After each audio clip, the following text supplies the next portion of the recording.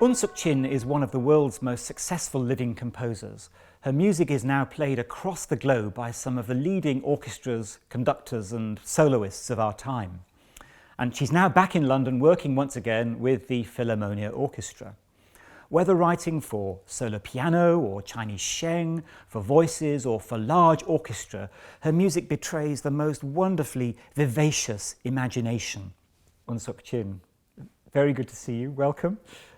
You grew up in Seoul in Korea. Your father was a church minister. You played the organ and the piano in your father's church when you were young, but you were surrounded by traditional Korean music, Chinese music, European music. How did those many musical experiences shape your early musical development and your development as a composer?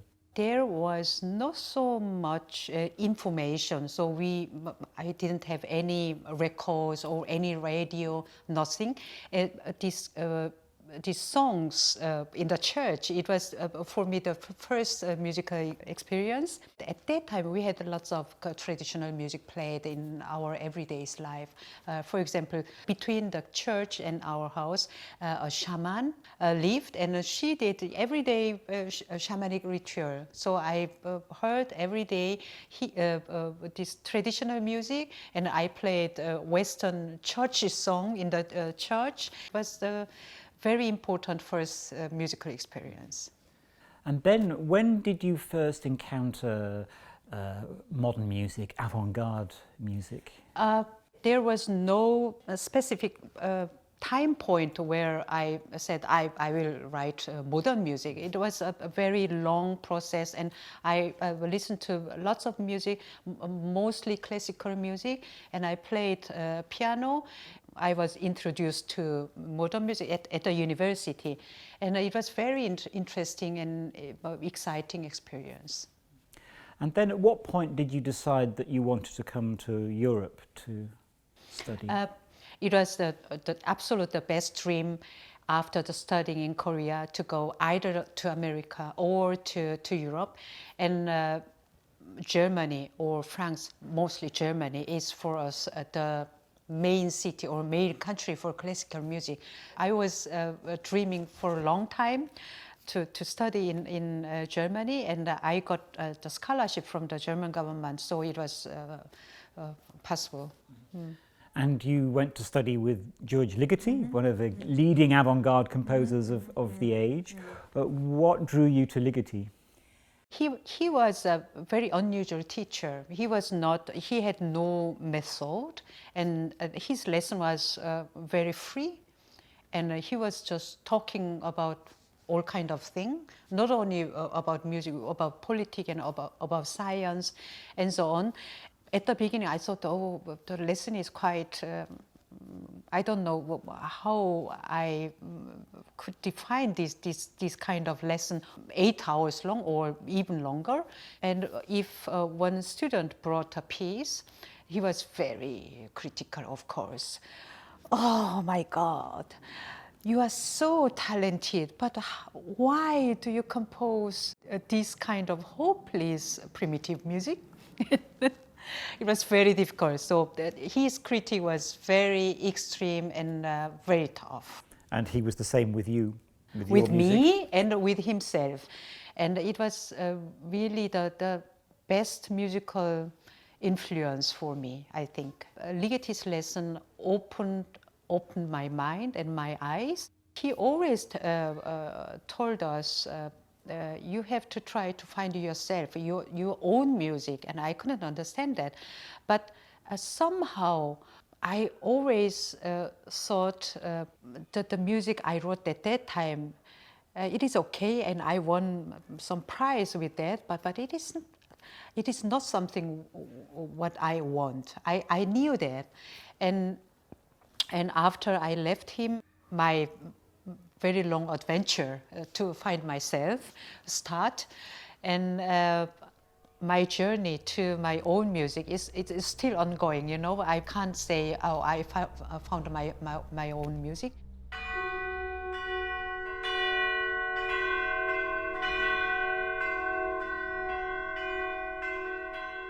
Le chant des enfants et des étoiles, the song of the children of the stars. Can you tell us in a nutshell what this piece is about? What would you like the audience to hear, to leave the Royal Festival Hall with in their minds? This piece is a very big piece for orchestra, mixed choir and boys choir, and including organ. It consists of 12 different songs, movements. And the central idea of this piece came from the fact that everything we have, or we ourselves in this universe, it came from a star. And that's a scientific fact. The human being, we are all children of stars, and there's no boundary or no difference, even different skin or different religion or different culture. We are all children of the stars. So what was the starting point for this piece? What was the first idea that sparked your imagination? It comes from my interest in science, in physics and astronomy. I have a habit every day after I finish my work. I'm looking at a video, or I read a book about astronomy, and then about the stars and about the history of the universe, and in a very big dimension. Then I feel my pen, every day's paper on the writing desk, it's very small. So and then I can sleep with a very good feeling. If you think about it, and you feel some hope in this world, because we are all comes from a certain stars. So this is a piece full of hope. It has an optimistic message. Very optimistic hope. When I composed this piece, I thought maybe one day, if in Korea, so one day we have a better time with North Korea, and then my dream was to perform this piece with mixed North and South Korean boys choir and mixed choir. But I don't know whether it is possible one day, but it was my hope. Let's hope, let's hope. Yeah.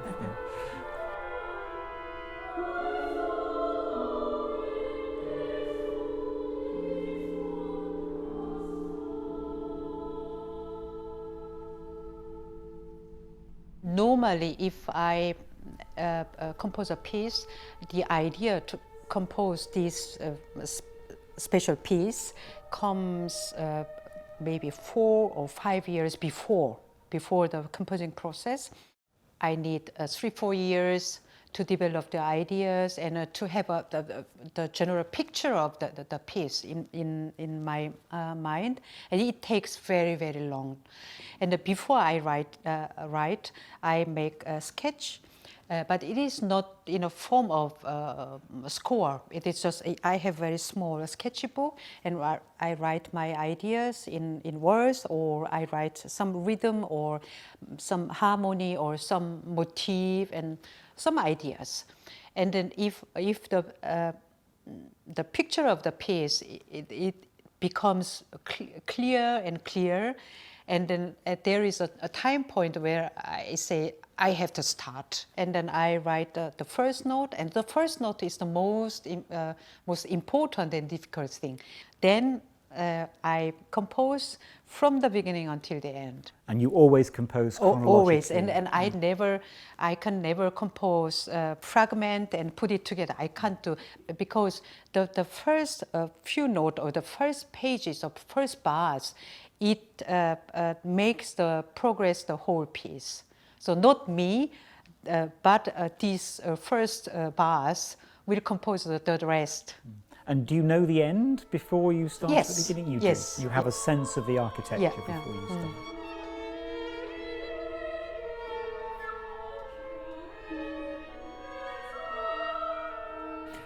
So this idea of going from the tiniest detail, from a dot of a pencil on a page to the cosmos, from the smallest to the largest, is it fascinates you. Yeah, yes, and that I used it in lots of my pieces, and always this idea from nothing, something is created, and then it is developing, and it goes into nothing. It is a very biological and physical process, and my musical imagination is very much influenced by this process, and in this piece it's also the same process. It starts with just one note and it is developing. Is that the Big Bang? Not that big, but there are movements where really I wanted to create a universe sound, very big sound. Not only loud, but also with lots of power.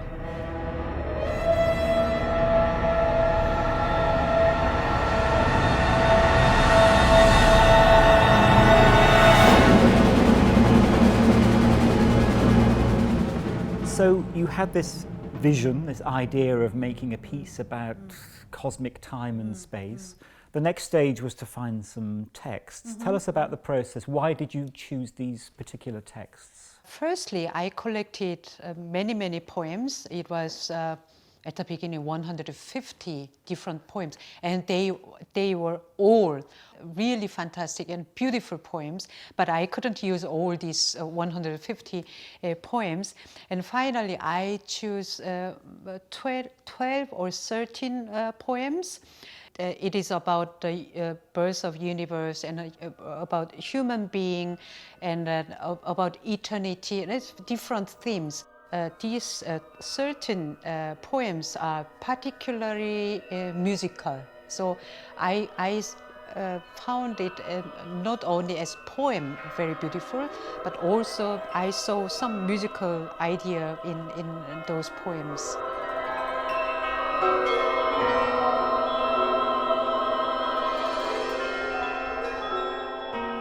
So tell us something about the colourful sound world of this piece. It starts with the sound of a tubular bell, and bells seem to ring across the work, but there are other very distinctive instruments. There's the harp, there's the organ that makes an appearance in this work. As in my all other works, I tried to put very colorful sound in this piece, of course. I used all the percussion instrument, and also cellista and harp and piano all together, and then organ.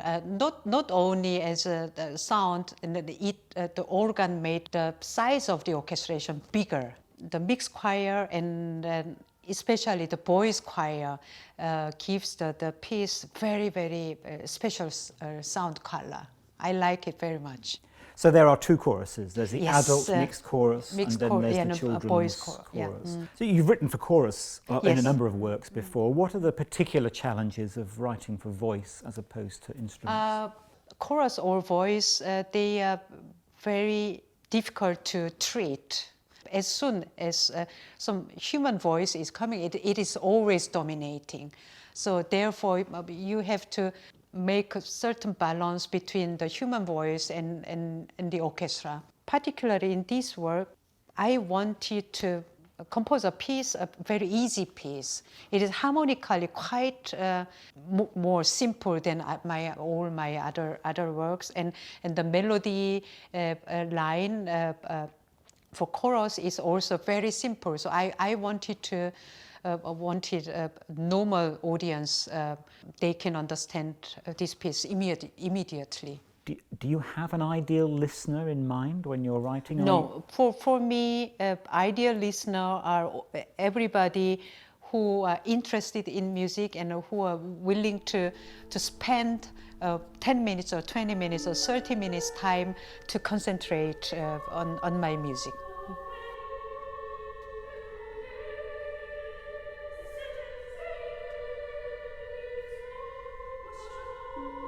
Now, your music is very determinedly European in its outlook, but in more recent works you've involved other instruments. The sheng is one obvious example from East Asia.